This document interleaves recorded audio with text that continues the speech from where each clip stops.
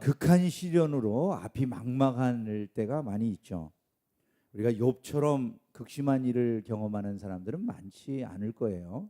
뭐 욥의 경우에는 모든 재산이 한꺼번에 다 빼앗겨지고 자식들이 다 죽고 10명이나 되는데 10명의 자식이 한꺼번에 죽고 또 자기 몸에도 건강을 잃어버리고 부인이 자기 곁을 떠나가면서 하나님 저주하고 죽어버리라고 이렇게 얘기를 하고 자기 자신이 잿더미 위에 앉아서 기왓장으로 몸을 긁고 사람들이 존경하고 한때는 사람들의 사랑을 받고 모든 사람들이 동방의 의인이라고 인정해 줬던 사람이 모든 걸 다 잃고 그야말로 노숙자와 같은 모습으로 버림받은 듯한 이런 그 모습을 하고 있던 그 우리가 이 욥을 생각해 보면 뭐 사실 인생길에서 이런 일을 당하는 사람들을 많다고 볼 수는 없겠죠. 물론 어쩌다가 그런 사람들이 있을 수 있는지는 모르겠지만 아마 이 중에 하나만 당해도 우리가 보통 사람들 같으면 감당키가 어려운 일일 거다. 뭐 자식이 하나도 아니고 10명이 세상을 갑자기 떠났다고 한다면 그걸 어떻게 하겠어요, 여러분? 이 사람이 세상을 살아가다가 이런 어려움을 당했는데도 결국 그 모든 어려움을 이겨냈다. 그게 이제 성경의 말씀인 거죠. 이길 길이 있다는 거예요. 그런 상황에서도. 그러면 우리가 이만한 시험이 아닌 우리의 시험은 분명히 이길 길이 있는 줄로 믿습니다. 우선 우리가 그것을 먼저 공포를 해야 돼요. 내게 당한 시험이 어렵고 힘들고 비록 어떻게 말로 표현하기 어려울 만큼 고통스러운 면이 있긴 있지만 욥을 보면 내가 이기지 못할 시험도 없다. 여러분 먼저 우리가 이걸 좀 생각할 필요가 있다는 거예요. 시험이 만만하다는 얘기가 결코 아닙니다. 어떤 시험도 쉬운 시험은 없습니다. 손가락에 가시 하나만 찔려도 너무너무 아프고 고통스러운 게 사람인데 세상에서 당하는 뭐 작은 욕만 하나 들어도 며칠씩 사귀지 못하는 게 그게 보통 사람인데 내가 작은 손실만 하나 입어도 그 손실 때문에 며칠씩 잠을 못 자는 게 사람인데 내가 인생에서 가장 소중하게 여기는 것들을 잃어버리고 어떻게 사람이 그것을 쉽게 이긴다 이렇게 말을 할 수가 있겠습니까? 그런 이야기가 아닙니다. 저는 욥을 우리가 보면서 결국 신앙이라고 하는 것은 이마만한 것도 극복할 수 있을 만큼의 능력이 있다라고 하는 것을 우리가 먼저 믿자는 거예요. 그것이 성경이 우리에게 교훈하는 것이니까. 신앙이라고 하는 것은 심지어 이마만한 고통도 넘어가게 할 수 있는 능력이 된다는 거예요. 우리가 가지고 있는 신앙이 과연 그렇게 사용되고 있는가? 이걸 우리가 봐야 되는 거죠. 분명히 성경에 나와 있는 신앙은 이렇게 엄청난 시련 가운데서도 그것을 이길 수 있는 능력이 되어지고 있는데 우리는 과연 우리가 가지고 있는 이 신앙을 통해서 그런 일들을 경험하고 있는가? 이런 것들을 볼 줄 알아야 된다는 거예요. 거기에서 우리가 문제를 해결할 수 있는 길만 찾는다면 막막한 인생길에 언제든지 소망이 일어나게 되는 줄로 믿습니다. 막막한 인생길이라고 하지만은 아무리 막막한 것도 결국 이겨낼 길이 있다 그 말이죠. 먼저 우리가 인생길에서 이런 불행이나 고통의 문제가 어디서부터 오는가 이걸 좀 살펴봐야 됩니다. 그걸 우리가 알면 인생의 고통의 문제를 우리가 극복해 나가는데 굉장히 힘이 됩니다. 우리가 살고 있는 이 세상이 왜 이렇게 고통이 많습니까? 사람이 살아가는 이 세상은 고통을 위한 세상이라고 말해도 과언이 아닐 겁니다. 그래서 오죽했으면 깊이 인생을 묵상하다가 석가모니는 뭘 깨닫습니까? 생로병사라고 하는 사고가 결국 인생이 겪는 가장 보편적인 일들이다. 이거를 깨닫는 거잖아요. 그죠? 사람들이 나고 그다음에 늙고 병들고 죽고 그게 일반 사람들이 다 경험하는 일들이라는 게 그게 그 모든 것이 결국 사람의 일반적인 모습인 거예요. 누구도 이런 고통스러운 과정을 벗어나는 사람들이 없어요. 그 과정에서 어떤 사람은 더 큰 불행을 경험하기도 하고 더 큰 아픔, 다른 사람들이 일반적으로 살아가면서 경험하는 방식이 아닌 다른 방식으로 많은 어려움들을 경험하게 되는 거예요. 근데 왜 이런 일들이 벌어집니까? 다른 것 때문이 아닙니다. 성경이 우리에게 그것을 분명하게 교훈을 해요. 그래서 인간이 타락한 이후에 세상이 저주를 받았기 때문인 거죠. 하나님께서 이 땅을 저주하시면서 뭐라고 말씀하십니까? 이 땅이 사람들이 살아가는 동안에 가시와 엉겅퀴를 내는 곳이라는 거예요. 우리가 살고 있는 이 땅은 우리에게 항상 만만한 곳이 아닙니다. 살다 보면 어느 날 갑자기 지진이 일어나서 땅이 흔들리고 내가 가진 모든 이제 뭐 100층, 200층 이렇게 지어놓은 그런 건물들까지 뭐 170층 막 이렇게 올라간 건물들이 있다고 그러잖아요. 그러나 그렇게 지어놨다 할지라도 만약에 땅바닥이 흔들리면 어떻게 될 것입니까? 무너지려면 한순간이죠. 뭐 사람들이 세우는 월드타워 센터인가, 이번에 가봤더니 월드타워 센터 예전에 그 뭐 뉴욕 센터인가 미국에 있었잖아요. 그거 세워놨던 그 자리에 새 건물이 높이 올라가 있더라고요. 그 세워놨던 그 예전 자리, 거기 비행기가 와가지고 그 광경을 사람들이 지금도 기억하는 사람들이 있더라고요. 이게 눈앞에 벌어지는 게 현실인가 그랬대요. 비행기가 2대가 와서 부딪히니까 그 큰 건물이 무너져 내리는데 뭐 완전하게 다 무너져 버려. 사람들이 세워놨던 문명이라고 하는 것들이 어느 날 그런 식으로 바뀌어버릴는지도 아무것도 모르는 거예요. 왜? 기초가 흔들리잖아요. 우리가 지금 여러분 알다시피 포항도 앞바다도 흔들리고 서귀포 앞바다도 흔들리고 우리나라 주변도 지금 계속 흔들흔들. 이게 우리나라만 있는 일이 아니거든요. 전 세계적으로 흔들흔들 하거든요. 이 바닥이라고 하는 게. 세상이 왜 이렇게 우리들에게 이런 일들을 행하게 되느냐? 그 다른 것이 아닙니다. 이 세상 자체가 사실은 저주를 받아가지고 사람이 살아가는데 평안함을 주는 게 아니에요. 가시를 내고 엉겅퀴를 내고 그것들을 사람들이 끊임없이 이제 변화시켜 나가면서 그렇게 살아가는 것입니다. 또한 그 모든 세상의 고통 가운데에서 그것을 가지고 사람들을 시험하고 공격하는 마귀의 세력이 있기 때문에 오늘 말씀에 보면 마귀가 이제 욥을 참수하는 내용들이 나와 있어요. 욥이 하나님을 경외하는 것은 까닭 없이 경외하는 것이 아니라 복 주시니까 경외하는 거지. 그 복을 거둬보세요. 그러면 욥이 분명히 하나님 원망하고 저주할 거예요. 여러분, 하나님은요 이런 세상 한가운데서 마귀와 세상에 대해 하나님의 백성들이 굴복하지 아니하고 일어서서 그 모든 것들을 넘어서는 모습을 보기를 원하신다는 걸 믿으시기를 주님의 이름으로 축원합니다. 욥이 바로 그 모습을 보여주는 사람인 거예요.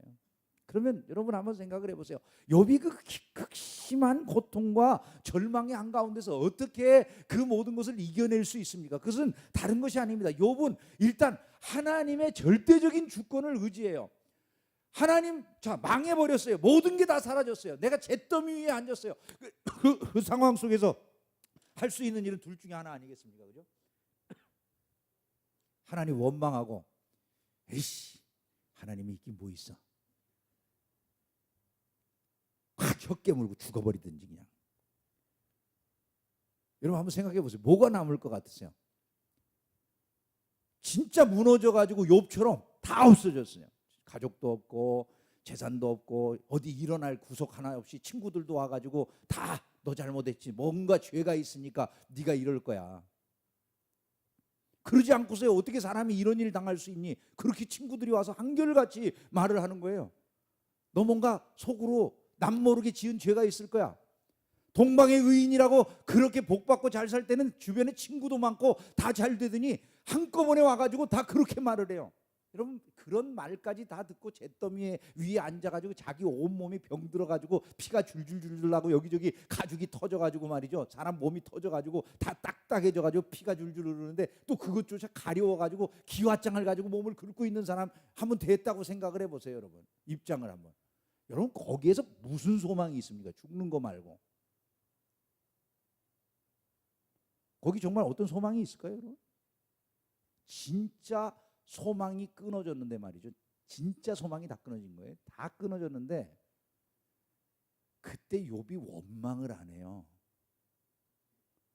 여러분 한번 생각해 보세요. 그 순간에 할 수 있는 일이 둘 중에 하나라고 본다면 하나님 앞에 세상에 내가 하나님 일평생 믿었는데 하나님 도대체 뭡니까? 그렇게 부정을 했어요. 그럼 그에게 남는 게 뭡니까?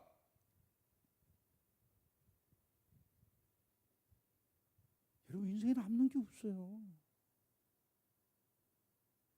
만약에 그 순간에 그가 자기가 믿는 하나님을 부정했다고 한번 생각을 해보세요. 하나님 이게 뭡니까? 내가 지금까지 신앙생활 하면서 결국 이 자리에 이거 내가 지금 어쩌고 여기 왔습니까? 만약에 그 순간에 정말 하나님 부정해버렸다고 한번 생각해요. 뭐가 남아요 여기? 아무것도 남는 게 없어요. 근데 여러분 이 극한 상황에서 증명되는 걸 보세요. 욥이 그 순간에 하나님 한 분밖에 남은 분이 없어서 그 하나님 한 분을 붙드는데, 우리가 읽은 이 마지막 42장 이 부분에 있는 말씀이 무엇입니까? 하나님이 모든 것을 갑절로 회복시켜 주셨다는 얘기예요. 여러분, 이것을 잊지 않기를 주의 이름으로 축원합니다. 참 흥미로운 것은 다른 모든 소나 양이나 뭐 다른 나귀 떼나 뭐 다 갑절로 주셨는데, 사람만 10명의 자식이 죽었는데 10명 주셨어요. 참 흥미로워요. 이 성경의 기록은요, 꼭 자로 잰 것처럼 기가 막힌 부분이 있어요. 10명의 자식이 죽었는데 이상하게 다른 건 다 곱절을 주셔요. 근데 자식만은 딱 10명 주셔요. 왜 그랬다고요? 사람은 죽은 게 아니에요. 그 영혼이 하나님 나라에 있기 때문에 10명의 자식을 더 주시면 20명이 된 거예요. 믿습니까, 여러분? 짐승의 때하고 사람이 다른 거예요. 하나님 나라에 가면 같이 있는 거잖아요. 그래서 살아있는 거예요, 그분들은요. 그러니까 10명의 자식이 더 생긴 것은 하늘나라에 가면 20명의 자녀들을 보게 되는 줄로 믿습니다. 이 성경 말씀은 참 보면 기가 막힌 얘기예요. 이게 그냥 써놓은 얘기들이 결코 아닌 거예요. 하나님의 귀하신 은혜 가운데서 그가 그 하나님의 절대 주권을 진짜로 믿는 거예요. 그거 밖에는 의지할 게 없는 거예요. 여러분, 사람이 진실로 바닥에 내려앉으면 진짜 아무것도 없는 상황이라고 한다면 둘 중에 하나예요. 자기를 부정하든지 아예 그냥 이것은 아무것도 아니구나, 인생은 헛되구나, 그러고 죽어버리든지, 아니면 여러분, 사람 뭘 남기겠습니까? 하나님 한 분 외에는 내게 남은 분이 없습니다. 이거밖에 고백할 것이 없다 그 말이에요. 내가 올 때 알몸으로 왔다가 알몸으로 가는데 하나님 영광을 받으십시오. 여러분, 이 기가 막힌 고백을 했어요. 여러분, 이것은요, 하나님을 향한 최고의 헌신과 사랑의 고백인 거예요. 저와 여러분의 마음속에 이런 헌신과 사랑의 고백이 함께하기를 주님의 이름으로 축원합니다. 불평하고 원망하는 일은 누구나 다 할 수 있는 일입니다. 그런데 사실 아무것도 없을 때 그것을 회복시킬 수 있는 분은 하나님 한 분밖에 없는 거예요. 내 인생에 남은 것이 진실로 아무것도 없다, 그 상황 속에서 내 인생을 일으켜 주실 수 있는 분, 그런 절대 주권자가 되시는 하나님 한 분 외에는 없는 것입니다. 그것을 아는 거예요. 이거를 아는 게 참 지식이다. 이것을 우리가 깨달아야 되는 것이죠. 힘들 때일수록 더 주님을 찾아야 돼요. 여러분, 이것이 막막한 인생길의 소망이에요. 다른 데 소망이 없어요. 하나님을 더 찾아야 돼요. 자, 욥이 내가 앞으로 가도 하나님이 안 계신 것 같다, 뒤를 돌아봐도 하나님이 안 계신 것 같고, 왼쪽을 돌아봐도 하나님 안 계신 것 같고, 오른쪽을 봐도 하나님 안 계신 것 같대요. 그러면 지금 하나님 안 계신 겁니까? 아닙니다. 이 욥의 모습을 보면 뭘 알 수 있습니까? 그렇게 하나님이 안 보이시는 것 같은 그런 막막한 상황에서도 욥은 앞으로 뒤로 좌로 옆으로 주님을 찾고 하나님을 찾았다, 이런 말씀을 우리에게 보여주는 거예요. 결국 신자가 그 일을 하는 가운데 하나님의 회복의 기적을 맛보게 되는 줄로 믿습니다. 하나님은 살아계시기 때문에 그의 삶을 회복시켜 주시는 거예요. 그는 하나님의 약속의 말씀을 끝까지 붙잡았어요. 내가 이 세상을 살다가 끝날 수도 있다. 욥은 지금 마지막을 생각합니다. 이제 내가 곧 죽을지도 모르겠구나. 그런데 그것으로 끝난다고 여기질 않아요. 그 다음을 또 이야기를 해요. 내가 육체 밖에서 하나님을 보게 될 것입니다. 여러분, 이게 욥의 신앙이에요. 어떤 순간에도 꺾이지 않는 그런 절대적인 신앙인 거예요. 사는 길은 다른 데 있지 않아요, 여러분. 말씀의 약속에 우리의 발을 굳건하게 심는 것임을 믿으시기를 주님의 이름으로 축원합니다. 저는 요즘 우리 사회를 보면 이 약속의 말씀을 자꾸 가볍게 여기고 떠나는 그런 경향이 있는 것 같아서 안타까울 때가 너무나 많이 있어요. 말씀을 떠나면요, 살 길이 없어요. 사실은 우리 민족은요, 말씀 때문에 살았어요. 근데 최근에 우리 민족이 사는 모습을 보면 너무너무 안타까운 때가 많아요. 요즘 최근 얼마 전 신문을 보는데 그런 기사가 있더라고요. 학교에서 중고등학교 선생님들이 자꾸 학교를 그만둔대요.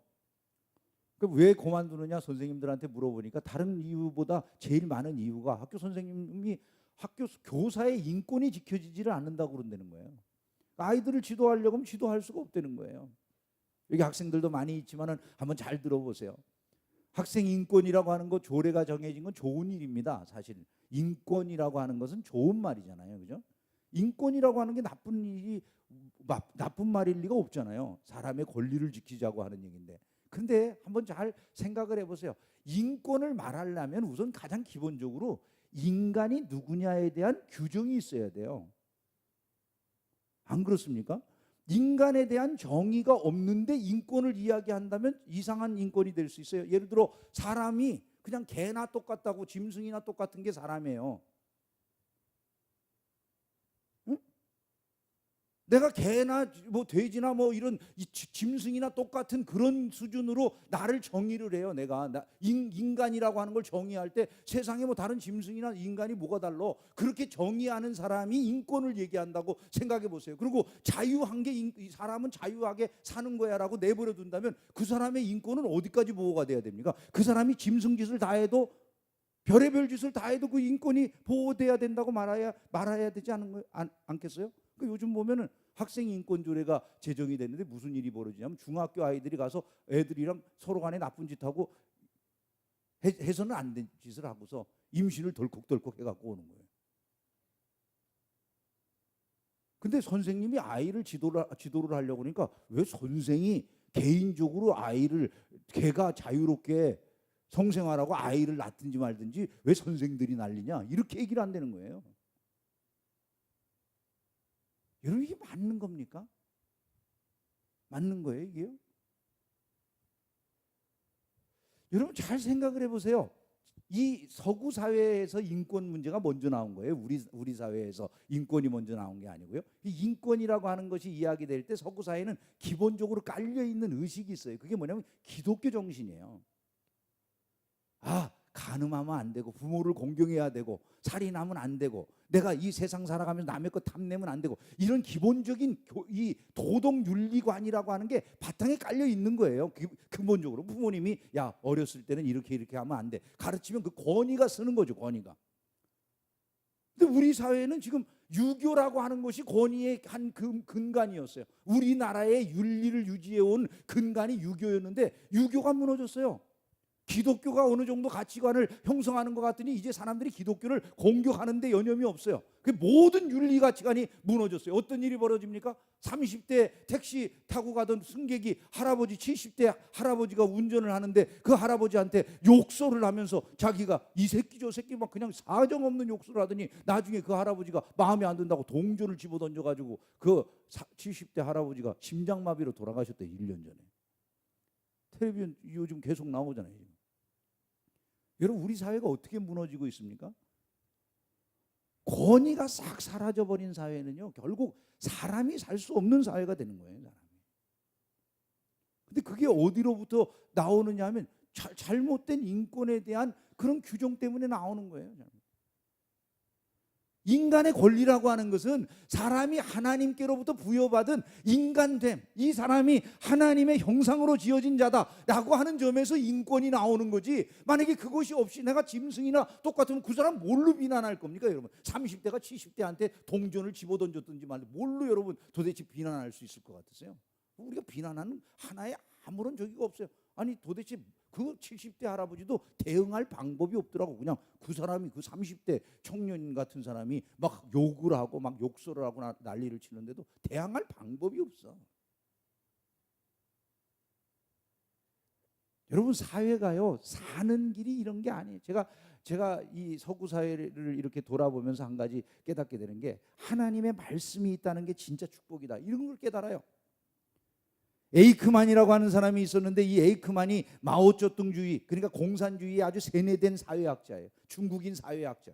그런데 그 에이크만이라고 하는 사람이 그 사회학자를 인터뷰를 했어요. 인터뷰를 해가지고 그 사람이 하는 말을 받아 적은 건데, 이 에이크만이 받아 적은 이 마오쩌둥주의에 세뇌된 한 공산주의 사회학자가 하는 말이 이러더래요. 자기가 한 번은 이제 당에서 명령을 받았는데, 그게 뭐냐면 서구 사회가 성공해서 잘 되고 번성하는 이유를 조사해라, 그렇게 원인 파악을 하라는 지시를 받았다는 거예요. 그래서 정치적, 역사적, 경제적, 문화적 관점에서 4파트로 나눠가지고 학자들이 쫙 조사를 했대요. 중국 공산주의 그 학자들이 전부 조사를 했대요. 그랬는데 너무나 놀라운 게, 처음에는 이 서구 사회가 우리보다 무기 체계가 더 좋아서 또 이 서구 사회가 잘 되는가? 그게 아니더라는 거예요.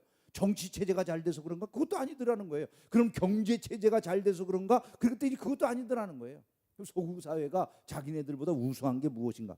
결국 내부를 들여다보니까 그들의 심장 속에 기독교가 있더라는 거예요.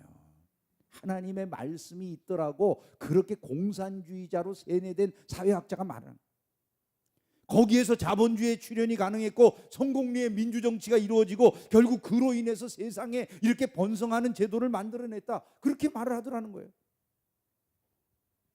여러분, 우리나라가 번성하고 잘 됐던 것은요, 기독교가 번성하는 이 경로하고 비슷해요. 교회의 번성과 함께 우리 사회가 번성해 왔어요. 근데 지금 어떻습니까? 한국 사회 안에서 교회는 집중적인 포화의 대상이 됐어요. 교회 때문에 모든 잘못들이 일어났을까요, 여러분? 물론 교회가 잘못하는 것들도 있겠죠, 요즘. 그러나 여러분, 사상적으로 그 기독교에서 가르치는 근본적인 사랑의 원리라든지 가장 기본적인 도동의 원리들로 인해서 이 사회가 지배되지 않는다면요, 이 사회의 미래는 아무락이 짝이 없을 거예요. 그래서 구른두비 목사님이 일으켰던 그 운동이 다시 일어나야 될 때가 됐다, 이런 생각을 요즘 많이. 저는 요즘 나라를 생각하면 걱정이 돼서 정말 어찌할 줄을 모르겠어요. 한번 여러분 생각을 해보세요. 이게 말이 됩니까, 이게? 저는 우리 이곳에 있는 젊은 학생들이 이 시대의 미래인 줄로 믿습니다. 근데 이들이 하나님의 말씀으로 무장이 돼야 돼요. 그것이 가치관이에요. 내가 도대체 인간됨을 무엇으로부터 출발해서 어떻게 내가 인간됨을 세워나갈 것인가, 사회를 어떻게 세울 것인가의 가장 중요한 밑바탕인 거예요. 그것이 바탕에 있어서 나라가 쓰고 세상이 쓰는 거예요. 가정이 쓰는 거예요. 저와 여러분들을 통해서 이런 일들이 벌어지기를 주님의 이름으로 축원합니다. 고난 중에도 소망적인 생각을 잊지 않는 이 욥의 모습을 보세요. 내가 이 고난을 통과한 다음에 순금처럼 나오게 될 날이 있을 거야. 비록 지금은 힘들고 어렵고 고통스럽지만 하나님께서는 이 모든 과정 속에서 나를 단련하고 계셔, 순금으로 만들고 계셔. 이런 믿음을 갖는 거예요. 절대적인 하나님의 섭리, 선한 섭리를 끝까지 믿고 의지하는 거예요. 오늘 저와 여러분들이 믿는 하나님, 그분은 좋으신 아버지가 되시는 줄로 믿습니다. 극한 시련으로 앞이 막막할 때 원망과 불평하는 건 누구나 할 수 있는 일입니다. 그러나 여러분, 욥의 정신을 갖는 것은요, 우리가 하나님을 향해 진짜 충신이 되기 전에는 할 수 없는 일이에요. 하나님을 향한 진정한 충신으로서의 삶을 저와 여러분들이 살아가기를 주의 이름으로 축원합니다. 함께